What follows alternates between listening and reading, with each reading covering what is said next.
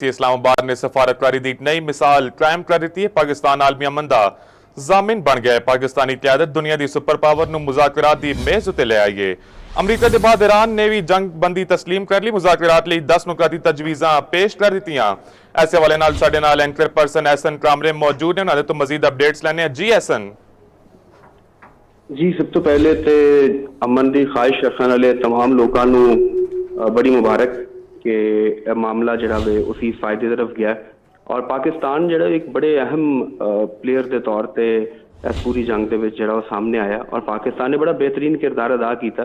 तुसीं देखो कि जो पूरी दुनिया तशवीश के मुब्तला सी और गल्लां आ रही सन कि कोई न्यूक्लियर जरा वो अटैक किया जा सकता है, फिर वाइट हाउस की तरफों क्लैरिफिकेशन आई कि नहीं असी ऐसा कुछ नहीं करांगे और लेकिन एवे कि ट्रंप की तरफों आ रहा सी कि पूरी जी तहजीब है उन्होंने खत्म कर दिता जाएगा। तो यहो जी मुश्किल सूरत हाल दे विच रात नूं जो prime minister of Pakistan Shehbaz Sharif ने ट्वीट किया तो उहदे नाल यकसर सूरत हाल जो डिफरेंट हो गई, यानी विद इन नो टाइम जरा वे वो मिलियंस ऑफ व्यूज उहदे आए और बहुत ज़्यादा रीट्वीट्स भी हो गए। आलमी मीडिया हर जगह के उत्ते एक ही गल हो रही सी और वो पाकिस्तान पाकिस्तान जो डिस्कशन हो रही, इस्लामाबाद दी गल्लां हो रही सन और मतलब एक बड़ी एक बेहतरीन जी मैं कहना कि पाकिस्तान की एक स्ट्रैटेजिक डिप्लोमैटिक मूव थी जिहदे अज असरात जो चंद घंटिया ही वो सामने आए और पाकिस्तान जो कामयाब हो गया और पाकिस्तान ने दुनिया को दस दिता कि हमेशा तो साड़ी ख्वाहिश अमन की रही, असी अमन के वास्ते हमेशा कोशिश की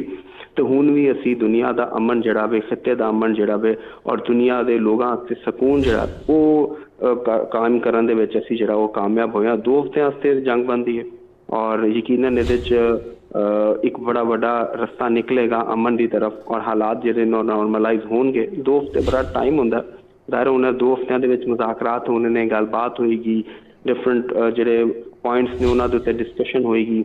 ईरान की तरफों भी मुतालबात आए ने, अमेरिका के मुतालबात भी क्लीयर ने तो दरम्यानी रास्ता निकलेगा। दोनों फरीकैन जोड़े ने उन्होंने जरा ना एक शो की कि भी दोनों जो चाहते हैं कि मामला जो हल की तरफ जान क्योंकि नुकसान किसी को भी बर्दाश्त नहीं होता, नुकसान दोनों पार्टियां का हो रहा है। इनू अगर असी आम लोगों वास्ते होर आसान कर दईए तो जो 2 लोग आपस में लड़ते हैं, 2 खानदान आपस में लड़ते हैं या 2 मुहल्लेदार आपस में लड़ते हैं तो उन्होंने नुकसान होता है। ठीक है, तो हमेशा अमन जोड़ा होंदा है, सकून जोड़ा होंदा है, उहदे च ही कौमां भी तरक्की करदियां ने, लोग भी तरक्की करते हैं, मुल्क अगे वधदे ने और यह जोड़ा भी सब नूं सूट करता है। और जो देखो ना ईरान के कोल एक बड़ा वड्डा हथियार जोड़ा तुसीं न्यूक्लियर वैपन्स और बाकी सारी चीज़ां बैलिस्टिक मिसाइल्स उसकी सारी टेक्नोलॉजी ने एक तरफ रख दो जो अपना हुरमस का कंट्रोल उहदे कोल है। यह एक इन्ना वड्डा हथियार है कि जिन्हें पूरी दुनिया का निज़ाम हिला के रख दिता है। पूरी दुनिया की इकोनॉमी हिल के रह गई, पूरी दुनिया की ट्रेड जी है वो हिल के रह गई।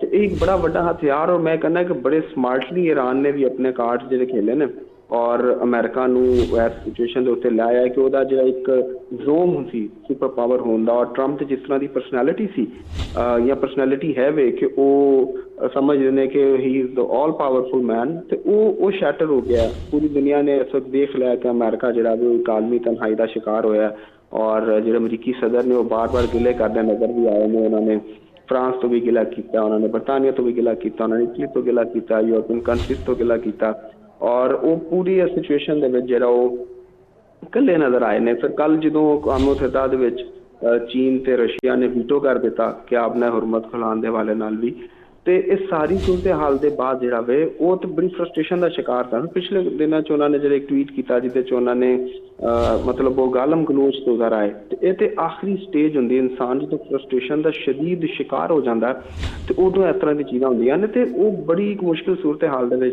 और एक मतलब एक डेड लॉक टाइप सिचुएशन बनी हुई सी कि दोनों फरीकैन जिहड़े ने उन्हां दे विच असल च चीज़ ही ऐसी कि कोई भी दोनों चो इस चीज़ के जो जंग हो रही होंगी है तो हारन वास्ते कोई भी तैयार नहीं होंदा और सब चाहते हैं कि मैदान जंग चो फातह के तौर पर निकलिए और फिर अवे कि जो मुसलमान उन्होंने तो शहादत जी है वो तो हमेशा एक जिंदगी होंगी है।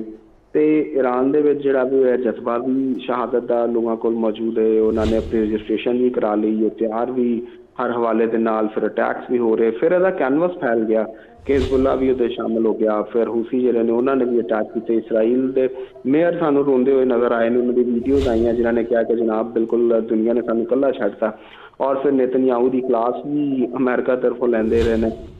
ਅਮਰੀਕਨਸ ਵੀ ਉੱਥੇ ਪ੍ਰੋਟੈਸਟ ਕਰ ਰਹੇ ਅਮਰੀਕਾ ਦੇ ਵਿੱਚ, ਠੀਕ ਹੈ, ਟਰੰਪ ਦੇ ਖਿਲਾਫ ਨੋ ਕਿੰਗ ਤੇ ਉਹਨਾਂ ਨੇ ਪ੍ਰੋਟੈਸਟ ਕੀਤੇ ਔਰ ਕੋਈ 7-8 ਮਿਲੀਅਨ ਲੋਕ ਜਿਹੜੇ ਨੇ ਉਹ ਉੱਥੇ ਨਿਕਲੇ। ਤੇ ਇਹ ਸਾਰੀ ਸੂਰਤ ਹਾਲ ਜਿਹੜੀ ਹੈ ਨਾ, ਇਹਨੇ ਬਹੁਤ ਪ੍ਰੈਸ਼ਰ ਕ੍ਰੀਏਟ ਕੀਤਾ ਔਰ ਇਹ ਸਾਰੀ ਸਿਚੁਏਸ਼ਨ ਦੇ ਵਿੱਚ ਪਾਕਿਸਤਾਨ ਦਾ ਰੋਲ ਇੱਕ ਬਹੁਤ ਬਿਹਤਰੀਨ ਰੋਲ ਲਿਆ। ਯਾਨੀ ਤੁਸੀਂ ਇਹ ਦੇਖੋ ਕਿ ਇਸ ਵਕਤ ਕੌਣ ਸੀ ਜਿਹੜਾ ਇਹੋ ਜਿਹੇ ਰੋਲ ਪਲੇ ਕਰ ਸਕਦਾ ਸੀ। ਰਸ਼ੀਆ, ਚਾਈਨਾ, ਵੈਸੇ ਅਮਰੀਕਾ ਦੀ ਉਹਨਾਂ ਨਾਲ ਲੱਗਦੀ ਹੈ। ਗਲਫ ਕੰਟਰੀ ਦੇ ਇਸਲਾਮਿਕ ਮਮਾਲਿਕ ਦੀ ਅਗਰ ਗੱਲ ਕਰੀਏ ਤਾਂ ਉਹਨਾਂ ਦੇ ਉੱਤੇ ਅਮਰੀਕੀ ਅੱਡਿਆਂ ਦੀ ਵਜ੍ਹਾ ਤੋਂ ਈਰਾਨ ਦੇ ਉੱਤੇ ਅਟੈਕ ਸਨ, ਤੇ ਸਾਰੇ ਤੇ ਉਹ ਫਰੀਕ ਸਨ ਕਿਸੇ ਨਾ ਕਿਸੇ ਤਰ੍ਹਾਂ ਉਹਦੇ ਵਿੱਚ।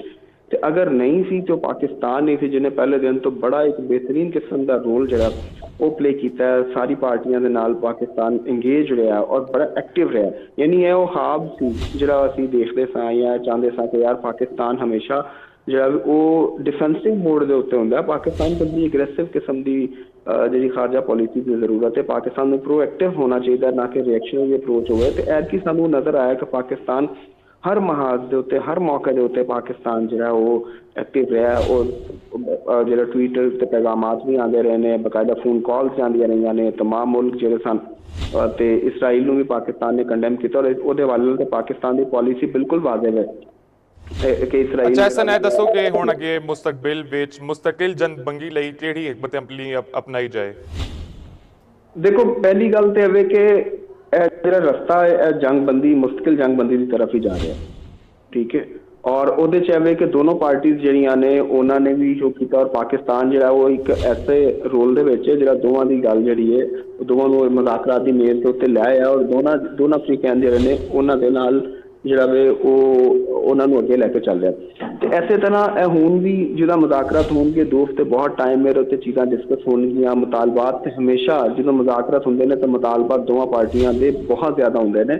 ਉਹਦੀ ਰੀਜ਼ਨ ਇਹ ਹੀ ਹੁੰਦੀ ਹੈ ਕਿ ਤੁਸੀਂ ਅਗਰ ਚੀਜ਼ਾਂ ਜ਼ਿਆਦਾ, ਫੋਰ ਐਗਜ਼ਾਮਪਲ ਅਗਰ ਤੁਸੀਂ 200% ਕਲੇਮ ਕਰਦੇ ਹੋ ਤਾਂ ਉਹਦੇ ਮਾਈਂਡ 'ਚ ਤੁਹਾਡੇ ਇਹ ਹੁੰਦਾ ਹੈ ਕਿ ਅਸੀਂ ਕੋਈ ਅਗਰ 60-70% ਵੀ ਉਹਦੇ 'ਚੋਂ ਲੱਭ ਜਾਏਗਾ ਤਾਂ ਇਹਦਾ ਮਤਲਬ ਹੈ ਕਿ ਵਿਨ ਵਿਨ ਸਿਚੁਏਸ਼ਨ ਹੈ। ਕਿਉਂਕਿ ਤੁਸੀਂ ਬਹੁਤ ਸਾਰੀਆਂ ਚੀਜ਼ਾਂ ਤੁਹਾਨੂੰ ਜਿਹੜੇ ਵਿੱਚ ਲੋਕ ਸ਼ਾਮਲ ਹੁੰਦੇ ਨੇ ਉਹਨਾਂ ਦੀ ਵਜ੍ਹਾ ਤੋਂ ਵੀ ਕਰਨੀਆਂ ਪੈਂਦੀਆਂ। ਜਦੋਂ ਗਰਾਊਂਡ 'ਤੇ ਤੁਸੀਂ ਬੈਠਦੇ ਹੋ ਤਾਂ ਤੁਹਾਨੂੰ ਆਪਣੇ ਬਹੁਤ ਸਾਰੇ ਮੁਤਾਲਬਾਤ ਤੋਂ ਪਿੱਛੇ ਹਟਣਾ ਵੀ ਪੈਂਦਾ।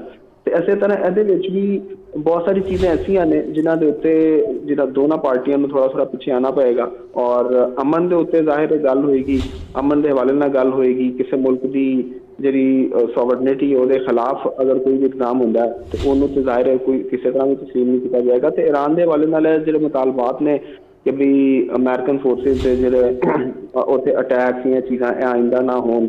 ਉਸ ਤੋਂ ਬਾਅਦ ਆਵੇ ਇੱਕ ਸਟੇਟ ਆਫ ਹਰਮਜ਼ ਦਾ ਦਾਇਰਾ ਜੋ ਇੰਟਰਨੈਸ਼ਨਲ ਬਾਉਂਡਰੀਜ਼ ਨੇ, ਜੋ ਕਿਸੇ ਦੇ ਰਾਈਟਸ ਨੇ ਉਹਦੇ ਕੋਲ ਹੈ ਨੇ, ਠੀਕ ਹੈ, ਉਹਦੇ ਉੱਤੇ ਕੁਛ ਨਾ ਹੋਵੇ। ਆਇੰਦਾ ਕਿਸ ਤਰ੍ਹਾਂ ਦੀ ਮੁਦਾਖਲਤ ਨਾ ਹੋਵੇ। ਔਰ ਖਾਸ ਤੌਰ 'ਤੇ ਅਮਰੀਕਾ ਦਾ ਜਿਹੜਾ ਸ਼ੌਕ ਹੁੰਦਾ ਰਜੀਮ ਚੇਂਜ ਕਰਨ ਦਾ ਜਾਂ ਦੂਸਰੇ ਮੁਲਕਾਂ ਦੇ ਵਿੱਚ ਜਿਹੜਾ ਪਲੇ ਕਰਨ ਦਾ, ਤੇ ਇਹੋ ਜਿਹੀਆਂ ਚੀਜ਼ਾਂ ਜਿਹੜੀਆਂ ਨੇ ਉਹ ਨਾ ਹੋਣ। ਔਰ ਖਾਸ ਤੌਰ 'ਤੇ ਈਰਾਨ ਜਿਹੜਾ ਇੱਕ ਖੁਦ ਮੁਖਤਾਰ ਮੁਲਕ ਹੈ, ਈਰਾਨ ਇੱਕ ਆਜ਼ਾਦ ਮੁਲਕ ਹੈ, ਉਹਨੂੰ ਇੱਕ ਆਜ਼ਾਦ ਮੁਲਕ ਦੇ ਤੌਰ 'ਤੇ ਆਪਣਾ ਰੋਲ ਜਿਹੜਾ ਵੀ ਦੁਨੀਆ 'ਚ ਪਲੇ ਕਰਨ ਦਾ ਪੂਰਾ ਹੱਕ ਹੈ ਔਰ ਉਹ ਦਿੱਤਾ ਜਾਣਾ ਚਾਹੀਦਾ। ਤੇ ਇਸ ਤਰ੍ਹਾਂ ਦੇ ਮੁਤਾਲਬਾਤ ਜਿਹੜੇ ਨੇ ਯਕੀਨਨ ਨੇ ਕੋਈ ਐਸੇ ਵੀ ਮੁਤਾਲਬਾਤ ਨੇ ਜਿਹੜੇ ਨਾ ਮੰਨੇ ਜਾਣ। ਅਗਰ 2 ਹਫ਼ਤੇ ਦੀ ਜੰਗਬੰਦੀ ਹੋਈ ਹੈ ਤੇ ਉਹਦੇ ਪਿੱਛੇ ਸਿਚੁਏਸ਼ਨ ਬਿਲਕੁਲ ਔਰ ਰੀਜ਼ਨ ਵੀ ਇਹੀ ਹੈ ਕਿ ਦੋਨੋਂ ਮੁਲਕ ਜਿਹੜੇ ਨੇ, ਦੋਨੋਂ ਅਫਰੀਕਨ ਜਿਹੜੇ ਨੇ ਉਹ ਚਾਹੁੰਦੇ ਨੇ ਕਿ ਮਾਮਲਾਤ ਜਿਹੜੇ ਨੇ ਉਹ ਕਿਸੇ ਤਰਫ ਨਿਕਲਣ ਔਰ ਦੋਨਾਂ ਤੇ ਇੱਕ ਵਿਨ ਵਿਨ ਦੀ ਸਿਚੁਏਸ਼ਨ ਹੋਵੇ। ਅੱਛਾ, ਐਸਾ ਇਹ ਦੱਸੋ ਕਿ ਪਹਿਲੇ ਵੀ ਮੁਜ਼ਾਕਰਾਤ ਦੇ ਮੇਜ਼ ਤੇ ਬੁਲਾ ਕੇ ਅਮਰੀਕਾ ਵੱਲੋਂ ਹਮਲੇ ਕੀਤੇ ਗਏ ਸਨ, ਹੁਣ ਵੀ ਕੋਈ ਐਸੀ ਸੂਰਤ ਹਾਲ ਪੈਦਾ ਹੋ ਸਕਦੀ ਹੈ? ਦੇਖੋ, ਉਹ ਕਈ ਲੋਕ ਹੁੰਦੇ ਨੇ ਜਿਨ੍ਹਾਂ ਨੂੰ ਜਦੋਂ ਤੱਕ ਉਹ ਕੀ ਕਹਿੰਦੇ ਨੇ ਕਿ ਸੱਟ ਨਾ ਵੱਜੇ ਉਦੋਂ ਤੱਕ ਉਹਨਾਂ ਨੂੰ ਸਮਝ ਨਹੀਂ ਆਉਂਦੀ। ਉਹ ਜਿਹੜੀ ਜ਼ੋਨ ਦੇ ਵਿੱਚ ਸਨ ਨਾ ਕਿ ਅਸੀਂ ਸੁਪਰ ਪਾਵਰ ਆ ਤੇ ਬਸ ਸਾਡੇ ਆਉਣ ਦੇ ਤੇ ਜਨਾਬ ਇੱਥੇ ਪੂਰੀ ਦੁਨੀਆ ਇਕੱਠੀ ਹੋ ਜਾਏਗੀ ਔਰ ਅਮਰੀਕਾ ਦੇ ਨਾਲ ਮਿਲ ਕੇ ਤੇ ਈਰਾਨ ਦੇ ਉੱਤੇ ਹਵਾ ਬੋਲ ਦੇਣਗੇ, ਉਹ ਨਹੀਂ ਹੋ ਸਕਿਆ। ਤੇ ਹੁਣ ਤੇ ਅਗਰ ਉਹਨਾਂ ਨੂੰ ਇੱਕ ਸੇਫ ਪੈਸੇਜ ਮਿਲ ਰਿਹਾ ਹੈ ਕਿ ਉਹ ਮੁਜ਼ਾਕਰਾਤ ਕਰਕੇ ਤੇ ਆਪਣੀ ਵਿਕਟਰੀ ਕਲੇਮ ਕਰਕੇ ਨਿਕਲ ਜਾਣ ਤੇ ਇਹ ਉਹਨਾਂ ਵਾਸਤੇ ਬਿਹਤਰ ਹੈ। ਔਰ ਜਿਹੜਾ ਨਾ ਪਾਕਿਸਤਾਨ ਨੇ ਇੱਕ ਵਿੰਡੋ ਪ੍ਰੋਵਾਈਡ ਕੀਤੀ ਹੈ ਤੇ ਹੁਣ ਇਹ ਨਹੀਂ ਹੋਏਗਾ ਕਿ ਜਨਾਬ ਮੁਜ਼ਾਕਰਾਤ ਦੇ ਵਿੱਚ ਗੱਲ ਕਰਕੇ ਤੇ ਫਿਰ ਦੌਜ ਕਰਾ ਦੇਣ, ਕਿਉਂਕਿ ਉਹਨਾਂ ਨੂੰ ਹੁਣ ਸਮਝ ਆ ਗਈ ਹੈ ਕਿ ਹੁਣ ਸਾਡੇ ਨਾਲ ਹੈ ਕੋਈ ਨਹੀਂ। ਔਰ ਅੱਗੇ ਖਾਸ ਤੌਰ ਤੁਸੀਂ ਇਹ ਦੇਖੋ ਨਾ ਕਿ ਅਮਰੀਕਾ ਦੇ ਜਿਹੜੇ ਮਿਡ ਟਰਮ ਇਲੈਕਸ਼ਨ ਨੇ ਉਹਦੇ ਹਵਾਲੇ ਨਾਲ ਵੀ ਤਾਂ ਦੇਖੋ ਨਾ, ਟਰੰਪ ਦੀ ਰੇਟਿੰਗ ਤੇ ਬਹੁਤ ਡਾਊਨ ਚਲੇਗੀ। ਕੋਈ ਸਰਵੇ ਉਠਾ ਕੇ ਦੇਖ ਲਓ ਤੇ ਉਹ ਹਾਂ, ਤੇ ਉਹਦੇ ਹਵਾਲੇ ਨਾਲ ਜਿਹੜਾ ਇਹਨਾਂ ਤੇ ਬੜੀ ਮੁਸ਼ਕਿਲ ਸੂਰਤ ਹਾਲ ਹੈ। ਤੇ ਹੁਣ ਉਸ ਇਲੈਕਸ਼ਨ ਨੂੰ ਮਾਈਂਡ 'ਚ ਰੱਖਦੇ ਹੋਏ ਤੁਸੀਂ ਦੇਖਣਾ ਕਿ ਉਹ ਐਸਾ ਹੁਣ ਨਹੀਂ ਕਰਨਗੇ ਕਿ ਉਹ ਮਾਇਦਾ ਬਰੀਚ ਕਰਨ। ਅਗਰ ਉਹਨਾਂ ਨੂੰ ਇਸ ਵਕਤ ਸੇਫ ਪੈਸੇਜ ਮਿਲ ਰਿਹਾ ਔਰ ਆਪਣੀ ਵਿਕਟਰੀ ਕਲੇਮ ਕਰਕੇ ਉਹ ਨਿਕਲ ਸਕਦੇ ਨੇ ਤੇ ਉਹਨਾਂ ਨੂੰ ਮੇਰਾ ਖਿਆਲ ਉਹ ਨਿਕਲ ਜਾਣਗੇ। ਠੀਕ ਹੈ, ਇਹ ਦੱਸੋ ਕਿ ਪਾਕਿਸਤਾਨ ਵਾਸਤੇ ਬੜੀ ਜਿਹੜਾ ਹੈ ਉਹ ਵੱਡੀ ਸਫਾਰਤੀ ਕਾਮਯਾਬੀ ਹੈ। ਹੁਣ ਪੜੋਸੀ ਮੁਲਕ ਜਿਹੜਾ ਹੈ ਭਾਰਤ, ਉਹਨੂੰ ਤਾਂ ਚੰਗੀ ਸਾੜ ਪੈ ਰਹੇ ਹੋਣਗੇ। ਉਹਨਾਂ ਦੀਆਂ ਨੀਂਦਾਂ ਉੱਡੀਆਂ ਨੇ, ਸਾੜ ਪੈਣਾ ਤਾਂ ਛੋਟੀ ਗੱਲ ਹੈ। ਠੀਕ ਹੈ, ਉਹਨਾਂ ਦੇ ਤੇ ਨੀਂਦਾਂ ਉੱਡੀਆਂ ਨੇ, ਉਹਨਾਂ ਨੂੰ ਸਮਝ ਨਹੀਂ ਆ ਰਹੀ ਕਰੀਏ ਕੀ। ਠੀਕ ਹੈ, ਉਧਰ ਵੀ ਇਹੀ ਸਿਚੁਏਸ਼ਨ ਬਣੀ ਹੈ ਕਿ ਉਹ ਜਿਹੜਾ ਮੋਦੀ ਮੀਡੀਆ ਉਹ ਹੁਣ ਉਹ ਤੇ ਮੋਦੀ ਦੇ ਖਿਲਾਫ ਵੀ ਗੱਲਾਂ ਕਰ ਰਿਹਾ, ਬਲਕਿ ਉਹ ਤੇ ਬੋਲ ਰਹੇ ਨੇ ਕਿ ਜਨਾਬ ਕਿੱਥੇ ਫਸਾਦ ਤੇ ਕੀ ਕਰ ਦਿੱਤਾ ਜੇ, ਪਾਕਿਸਤਾਨ ਤੇ ਹਰ ਪਾਸੇ ਪਾਕਿਸਤਾਨ ਪਾਕਿਸਤਾਨ ਹੋਈ ਹੈ। ਬਲਕਿ ਰਾਤ ਵੀ ਅਗਰ ਤੁਸੀਂ ਦੇਖੋ ਤੇ ਐਕਸ ਦੇ ਉੱਤੇ ਟ੍ਰੈਂਡਸ ਚੱਲ ਰਹੇ ਸਨ ਪਾਕਿਸਤਾਨ ਦੇ ਹੱਕ ਦੇ ਵਿੱਚ, ਤੇ ਬਹੁਤ ਸਾਰੇ ਜਿਹੜੇ ਇੰਡੀਅਨ ਜਰਨਲਿਸਟ ਨੇ ਜਿਹੜੇ ਮੋਡਰੇਟ ਕਿਸਮ ਦੇ ਨੇ ਉਹ ਇਹ ਗੱਲ ਕਰ ਰਹੇ ਸਨ ਕਿ ਜਨਾਬ ਪਾਕਿਸਤਾਨ ਦੀ ਬੜੀ ਸਮਾਰਟ ਮੂਵ ਹੈ, ਪਾਕਿਸਤਾਨ ਵਿਨ ਵਿਨ ਸਿਚੁਏਸ਼ਨ ਦੇ ਵਿੱਚ ਹੈ। ਅਗਰ ਅਮਨ ਹੋ ਜਾਂਦਾ ਤਦ ਵੀ ਪਾਕਿਸਤਾਨ ਦੀ ਵਿਕਟਰੀ ਹੈ, ਔਰ ਅਗਰ ਅਮਨ ਨਹੀਂ ਹੁੰਦਾ ਤਾਂ ਤਦ ਵੀ ਪਾਕਿਸਤਾਨ ਦੀ ਵਿਕਟਰੀ। ਇਸ ਹਿਸਾਬ ਨਾਲ ਹੈ ਕਿ ਪਾਕਿਸਤਾਨ ਨੇ ਅਮਨ ਦੇ ਵਾਸਤੇ ਇੱਕ ਰੋਲ ਤੇ ਪਲੇ ਕੀਤਾ, ਔਰ ਉਹ ਇੰਡੀਆ ਨੂੰ ਬੈਸ਼ ਕਰ ਰਹੇ ਸਨ ਕਿ ਜਨਾਬ ਤੁਸੀਂ ਕਿੱਥੇ ਹੋ, ਇੰਡੀਆ ਇਸ ਪੂਰੀ ਸਿਚੁਏਸ਼ਨ ਦੇ ਵਿੱਚ ਕਿੱਥੇ, ਜਦੋਂ ਕਿ ਇੰਡੀਆ ਆਪਣੇ ਆਪ ਨੂੰ ਕਲੇਮ ਕਰਦਾ ਸੀ ਕਿ ਜਨਾਬ ਅਸੀਂ ਤੇ ਇਸ ਖਿੱਤੇ ਦੀ ਜਿਹੜਾ ਉਹ ਸਮਝਦਾ ਸੀ ਕਿ ਉਹ ਸੁਪਰ ਪਾਵਰ ਹੈ, ਇਸ ਖਿੱਤੇ ਦੀ ਪਾਵਰ ਆਪਣੇ ਆਪ ਨੂੰ ਸਮਝਦਾ ਸੀ। ਤੇ ਉਹ ਸਾਰੀ ਚੀਜ਼ਾਂ ਜਿਹੜੀਆਂ ਸ਼ਟਰ ਹੋ ਗਈਆਂ, ਖਤਮ ਹੋ ਗਿਆ ਕੰਮ ਉਹਦਾ। ਠੀਕ ਹੈ, ਉੱਦਾਂ ਦੀ ਤੇ ਰਾਤ ਦੀਆਂ ਨੀਂਦਾਂ ਉੱਡੀਆਂ ਨੇ, ਉਹਨਾਂ ਨੂੰ ਸਮਝ ਨਹੀਂ ਆ ਰਹੀ ਕਿ ਅਸੀਂ ਕਿਸ ਤਰਫ ਜਾਣਾ ਔਰ ਕੀ ਕਰਨਾ ਚਾਹੀਦਾ। ਬਿਲਕੁਲ ਇਸ ਵਕਤ ਇੱਕ ਆਲਮੀ ਤਨਹਾਈ ਦਾ ਸ਼ਿਕਾਰ ਹੈ, ਸਫਾਰਤੀ ਹਵਾਲੇ ਨਾਲ ਵੀ ਬਿਲਕੁਲ ਫਾਰਗ ਹੋ ਚੁੱਕਿਆ, ਔਰ ਕੋਈ ਰੋਲ ਵੀ ਪਲੇ ਕਰਨ ਦੀ ਪੋਜੀਸ਼ਨ ਦੇ ਵਿੱਚ ਉਹ ਇਸ ਵਕਤ ਨਹੀਂ ਹੈ। ਤੇ ਉਹਨਾਂ ਦੇ ਤਾਂ ਜਨਾਬ ਮੈਂ ਕਹਿੰਦਾ ਕਿ ਜੰਗ ਕੋਈ ਵੀ ਹੋਵੇ ਉਹਦਾ ਨੁਕਸਾਨ ਇਸ ਟਾਈਮ ਜਿਹੜਾ ਉਹ ਇੰਡੀਆ ਨੂੰ ਹੋ ਰਿਹਾ, ਤੇ ਫਾਇਦਾ ਜਿਹੜਾ ਉਹ ਪਾਕਿਸਤਾਨ ਨੂੰ ਹੋ ਰਿਹਾ। ਤੇ ਜਦੋਂ ਉਹਦੇ ਨਾਲ ਜੰਗ ਸੀ ਇੰਡੀਆ ਦੇ ਨਾਲ, ਤੇ ਉਹਦੇ 'ਚ ਵੀ ਉਹਨੂੰ ਪੂਰੀ ਦੁਨੀਆ ਦੇ ਵਿੱਚ ਉਹਦੀ ਹਜ਼ੀਮਤ ਹੋਈ, ਤੇ ਹੁਣ ਵੀ ਉਹ ਦੁਨੀਆ ਨੂੰ ਮੂੰਹ ਵਿਖਾਉਣ ਜੋਗਾ ਨਹੀਂ ਹੈ। ਔਰ ਉਹ ਚਾਹੇ ਕਹਿੰਦਾ ਰਹੇ ਜੀ ਅਸੀਂ ਤੁਹਾਡੇ ਜਨਾਬ ਇੰਨੀ ਇੱਕ ਵੱਡੀ ਅਸੀਂ ਮੈਸ਼ਤ ਹਾਂ, ਇੰਨੀ ਵੱਡੀ ਸਾਡੇ ਕੋਲ ਫੌਜ ਹੈ, ਇੰਨਾ ਵੱਡਾ ਸਾਡੇ ਕੋਲ ਹੈ ਵੇ, ਇੰਨੀ ਵੱਡੀ ਆਬਾਦੀ ਹੈ ਤੇ ਇੰਨਾ ਵੱਡਾ ਖਿੱਤਾ ਹੈ, ਤੇ ਇਹ ਤਾਂ ਉਹ ਜੋ ਮਰਜ਼ੀ ਉਹ ਕਲੇਮ ਕਰਦੇ ਨੇ। ਇਸ ਵਕਤ ਪੂਰੀ ਦੁਨੀਆ ਦੇ ਵਿੱਚ ਇੱਕ ਹੀ ਆਵਾਜ਼ ਹੈ, ਔਰ ਉਹ ਪਾਕਿਸਤਾਨ ਹੈ, ਔਰ ਨਜ਼ਰਾਂ ਦੁਨੀਆ ਦੀ ਇਸਲਾਮਾਬਾਦ ਤੇ ਲੱਗੀਆਂ। ਠੀਕ ਹੈ ਸਰ, ਇਹ ਦੱਸੋ ਕਿ ਪਾਕਿਸਤਾਨੀ ਆਵਾਮ ਦਾ ਸਿਰਫ ਇੱਕੋ ਹੀ ਇੰਟਰਸਟ ਹੈ ਜਿਹੜਾ ਹੈ ਪੈਟਰੋਲ ਦੀਆਂ ਕੀਮਤਾਂ, ਇਸ ਹਵਾਲੇ ਨਾਲ ਇਹ ਕੋਈ ਕੰਮ ਹੋਣ ਦੀ ਪੇਸ਼ਗੋਈ ਹੈ ਜਾਂ ਕਿਲਾ ਤੱਕ ਕੰਮ ਹੋਣਗੀਆਂ ਪੈਟਰੋਲ ਦੀਆਂ ਕੀਮਤਾਂ? ਦੇਖੋ ਰਾਤੀ ਜਿਸ ਤਰ੍ਹਾਂ ਹੀ ਇਹ ਟਵੀਟ ਆਇਆ ਪ੍ਰਾਈਮ ਮਿਨਿਸਟਰ ਦਾ, ਉਹਦੇ ਫੌਰਨ ਬਾਅਦ ਜਿਹੜੀ ਮਤਲਬ ਇੰਟਰਨੈਸ਼ਨਲ ਮੀਡੀਆ ਤੇ ਰਿਪੋਰਟ ਹੋਈ ਹੈ, ਕਿਉਂਕਿ ਮੈਂ ਉਸ ਵਕਤ ਮੋਨੀਟਰਿੰਗ ਕਰ ਰਿਹਾ ਸੀ, ਤੇ ਉਸ ਵਕਤ ਰਿਪੋਰਟ ਹੋਈ ਹੈ 3% ਆਰਮੀ ਮਾਰਕੀਟ ਦੇ ਵਿੱਚ ਉਸ ਵਕਤ ਦੀ ਜਿਹੜੀ ਰਿਪੋਰਟ ਆਈ ਸੀ ਉਹਦੇ ਮੁਤਾਬਕ ਸੀ 3% ਕੀਮਤਾਂ ਡਿੱਗੀਆਂ ਨੇ। ਜਦੋਂ ਹਾਲਾਤ ਨਾਰਮਲਾਈਜ਼ ਹੁੰਦੇ ਨੇ ਤੇ ਆਬਵੀਅਸਲੀ ਜੀ ਗੱਲ ਹੈ ਕਿ ਚੀਜ਼ਾਂ ਉਹ ਬਿਹਤਰੀ ਤਰਫ ਜਾਣਗੀਆਂ। ਆਮ ਆਦਮੀ ਜਿਹੜਾ ਨਾ ਇਸ ਵਕਤ ਤੁਸੀਂ ਇਹ ਕਹਿ ਰਹੇ ਹੋ ਨਾ ਕਿ ਆਮ ਆਦਮੀ ਪੈਟਰੋਲ ਦੀ ਖਾਹਿਸ਼ ਕਰ ਰਿਹਾ, ਲੇਕਿਨ ਮੈਂ ਲੋਕਾਂ ਦੇ ਨਾਲ ਮਿਲਿਆ ਤੇ ਇਸ ਵਕਤ ਆਮ ਆਦਮੀ ਦੀ ਇੱਕ ਖਾਹਿਸ਼ ਹੈ, ਉਹ ਕਹਿੰਦਾ ਕਿ ਯਾਰ ਜੰਗਬੰਦੀ ਹੋਣੀ ਚਾਹੀਦੀ ਹੈ, ਮਜ਼ਲੂਮ ਜਿਹੜੇ ਨੇ ਉਹਨਾਂ ਨੂੰ ਸ਼ਹੀਦ ਨਹੀਂ ਕਰਨਾ ਚਾਹੀਦਾ, ਇਰਾਨ ਦੇ ਉੱਤੇ ਜਿਹੜਾ ਜ਼ੁਲਮ ਹੋ ਰਿਹਾ, ਅਮਰੀਕਾ ਔਰ ਇਸਰਾਈਲ ਦੇ ਜਿਹੜੇ ਉੱਥੇ ਅਟੈਕਸ ਹੋ ਰਹੇ ਨੇ ਬੰਦ ਹੋਣੇ ਚਾਹੀਦੇ ਨੇ, ਕਿਉਂਕਿ ਲੋਕਾਂ ਨੂੰ ਪਤਾ ਹੈ ਕਿ ਇਨਸਾਨੀਅਤ ਪਹਿਲੇ ਵੀ ਬਾਕੀ ਚੀਜ਼ਾਂ ਬਾਅਦ ਨੇ। ਤੇ ਇਸ ਵਕਤ ਲੋਕ ਇੱਕ ਮਤਲਬ 1 ਪੁਆਇੰਟ ਏਜੰਡਾ ਦਿੰਦੇ ਨੇ ਕਿ ਯਾਰ ਇਹ ਹੋਵੇ ਕੰਮ, ਜਦੋਂ ਜੰਗਬੰਦੀ ਹੋ ਜਾਏਗੀ ਤਾਂ ਆਟੋਮੈਟਿਕਲੀ ਰਸਤੇ ਖੁੱਲਣਗੇ, ਦੁਨੀਆ ਦਾ ਟ੍ਰੇਡ ਬਹਾਲ ਹੋਏਗਾ, ਪੈਟਰੋਲ ਇਹ ਉਹ ਸਾਰੀਆਂ ਚੀਜ਼ਾਂ ਸਮੂਥ ਹੋ ਜਾਣਗੀਆਂ।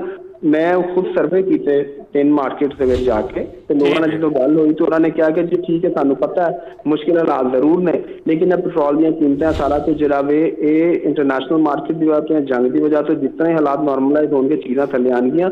ਔਰ ਇੱਥੇ ਹੁਣ ਹੁਕੂਮਤ ਦੀ ਬੜੀ ਵੱਡੀ ਰਿਸਪੌਂਸਿਬਿਲਿਟੀ ਬਣਦੀ ਹੈ ਕਿ ਜਦੋਂ ਇਹ ਮਾਮਲਾ ਠੀਕ ਹੋਣ ਤੇ ਇਹ ਨਾ ਹੋਵੇ ਕਿ ਮਾਜ਼ੀ ਦੀ ਤਰ੍ਹਾਂ ਜਦੋਂ ਕੀਮਤਾਂ ਉੱਤੇ ਚਲੀਆਂ ਜਾਂਦੀਆਂ ਨੇ ਤਾਂ ਉਹਨਾਂ ਥੱਲੇ ਲਿਆਉਣਾ ਮੁਸ਼ਕਿਲ ਹੁੰਦਾ ਹੈ। ਤੇ ਹੁਕੂਮਤ ਨੂੰ ਚਾਹੀਦਾ ਹੈ ਕਿ ਹਾਲਾਤ ਨਾਰਮਲਾਈਜ਼ ਜਿਸ ਤਰ੍ਹਾਂ ਹੋਣ ਉਸੇ ਤਰ੍ਹਾਂ ਆਵਾਮ ਨੂੰ ਜਿਹੜਾ ਵੇ ਉਹ ਫਾਇਦਾ ਦਿੱਤਾ ਜਾਵੇ। ਤੇ ਇਹਦੇ 'ਚ ਆਖਰੀ ਗੱਲ ਹੈ ਕਿ ਮੈਂ ਜਿਹੜਾ ਟਰੰਪ ਦਾ ਟਵੀਟ ਹੈ ਉਹਦੇ 'ਚ ਉਹਨਾਂ ਨੇ ਜਿੱਥੇ ਪ੍ਰਾਈਮ ਮਿਨਿਸਟਰ ਸ਼ਹਿਬਾਜ਼ ਸ਼ਰੀਫ ਦਾ ਉਹਨਾਂ ਨੇ ਜ਼ਿਕਰ ਕੀਤਾ, ਉੱਥੇ ਉਹਨਾਂ ਨੇ ਜਿਹੜਾ ਫੀਲਡ ਮਾਰਸ਼ਲ ਨੇ ਉਹਨਾਂ ਦੇ ਰੋਲ ਨੂੰ ਵੀ ਐਕਨੋਲੇਜ ਕੀਤਾ, ਔਰ ਇਹ ਸਾਰਾ ਰੋਲ ਜਿਹੜਾ ਵੇ ਬਹੁਤ ਰਿਹਾ। ਮੈਂ ਕਹਿੰਦਾ ਪਾਕਿਸਤਾਨ ਦੀ ਸਿਵਲ ਮਿਲਟਰੀ ਕਿਆਦਤ ਜਿਹੜੀ ਹੈ ਇਸ ਵਕਤ ਬਹੁਤ ਹੀ ਬਿਹਤਰੀਨ ਕਿਸਮ ਦਾ ਰੋਲ ਪਲੇ ਕਰ ਰਹੇ ਨੇ ਹਰ ਹਵਾਲੇ ਦੇ ਨਾਲ, ਹਰ ਫਰੰਟ ਦੇ ਉੱਤੇ, ਇੰਟਰਨਲੀ ਵੀ ਤੇ ਐਕਸਟਰਨਲੀ ਵੀ।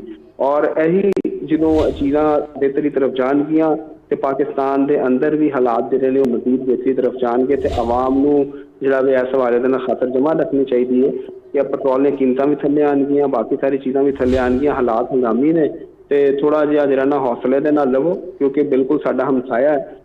ਬਿਲਕੁਲ ਠੀਕ ਹੈ ਸਰ, ਐਸਐਨ ਕਾਮਰੇ ਸਾਡੇ ਨਾਲ ਮੌਜੂਦ ਸਨ, ਬਹੁਤ ਮਿਹਰਬਾਨੀ ਤੁਸੀਂ ਸਾਨੂੰ ਅਪਡੇਟ ਕਰ ਰਹੇ ਸੋ। ਇੱਕ ਵਾਰੀ ਫਿਰ ਤੁਹਾਨੂੰ ਨਾਜ਼ਰੀਨ ਦੱਸਦੇ ਚੱਲੀਏ, ਪਾਕਿਸਤਾਨ ਆਲਮੀ ਅਮਨ ਦਾ ਜ਼ਾਮਿਨ ਬਣ ਗਏ।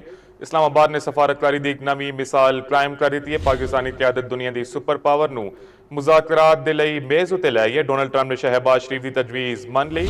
ਅਮਰੀਕੀ ਸਦਰ ਨੇ ਇਰਾਨ ਨੂੰ ਦਿੱਤੀ ਗਈ ਡੈਡਲਾਈਨ ਵਿੱਚ 2 ਹਫ਼ਤਿਆਂ ਦੀ ਤੋਸੀਹ ਕਰਕੇ 2 ਹਫ਼ਤਿਆਂ ਤਾਈਂ ਬੰਬਾਰੀ ਰੋਕਣ ਦਾ ਐਲਾਨ ਕਰ ਦਿੱਤਾ ਹੈ।